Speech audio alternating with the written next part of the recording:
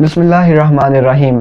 ناظرین، انسان جب غرور و تکبر کرنے لگتا ہے، تھوڑا پیسہ، تھوڑا حسن و جمال، تھوڑا فن اور کمال ملنے پر اپنے آپ کو دوسروں سے بالکل افضل سمجھنا، اسپیشل اور یونیک سمجھنا، اپنے مقابلے میں ہر ایک کو کم سمجھنا، حقیر اور ذلیل سمجھنے لگتا ہے، تو کس طرح ذلت و رسوائی اس کا مقدر بنتی ہے۔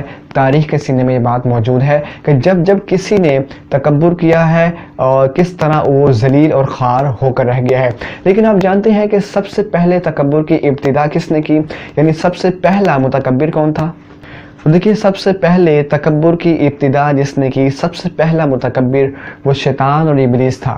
اللہ تعالیٰ نے حضرت آدم علیہ السلام کو جب پیدا فرمایا، آپ کو بے شمار علم عطا کیا، اس علم کی وجہ سے آپ کی فضیلت سب پر ظاہر ہو گئی۔ پھر اللہ تعالیٰ نے شیطان سمیت تمام فرشتوں کو حضرت آدم علیہ السلام کو سجدہ کرنے کا حکم دیا۔ تمام فرشتے آپ کے سجدہ تعظیمی میں جھک گئے، لیکن شیطان نے وہاں تکبر کیا اور کہنے لگا کہ یہ تو مٹی سے پیدا کیے گئے ہیں، میں آگ سے پیدا کیا گیا ہوں، میں افضل ہوں۔ اس نے اللہ کے مقابلے میں جب تکبر کیا تو پھر اپنے بلند رتبے، فرشتوں کے استاد ہونے کے باوجود اللہ تعالیٰ کی بارگاہ سے دھتکارا گیا۔ اللہ نے فرمایا فَاخْرُجْ مِنْهَا فَإِنَّكَ رَجِيمٌ، میری بارگاہ سے نکل جا کہ بے شک تم مردود ہے، تجھ پر قیامت تک لعنت برستی رہے گی۔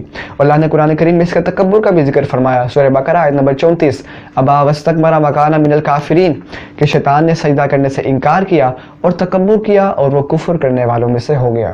تو تکبر کرنا کس قدر کبھی اور بری عادت ہے کہ انسان کس قدر بلند رتبہ بھی رکھتا ہو، بالکل ذلیل اور خوار ہو جاتا ہے۔ لہذا ہمارے پاس کوئی بھی کمال ہو، کوئی بھی فن ہو، کوئی بھی حسن و جمال ہو، کتنا ہی پیسہ آ جائے، ان تمام کو اللہ کی نعمتیں سمجھنا چاہیے اور اس کی وجہ سے کہ کبھی بھی سامنے والے کو حقیر اور ذلیل نہیں جاننا چاہیے، ورنہ ہو سکتا ہے کہ ہم بھی رب کی بارگاہ میں دھتکارے جائیں۔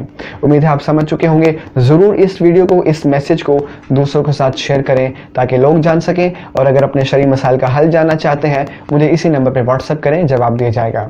ملاقات کرتے ہیں اگلی کلپ میں۔ وما توفیقی الا باللہ۔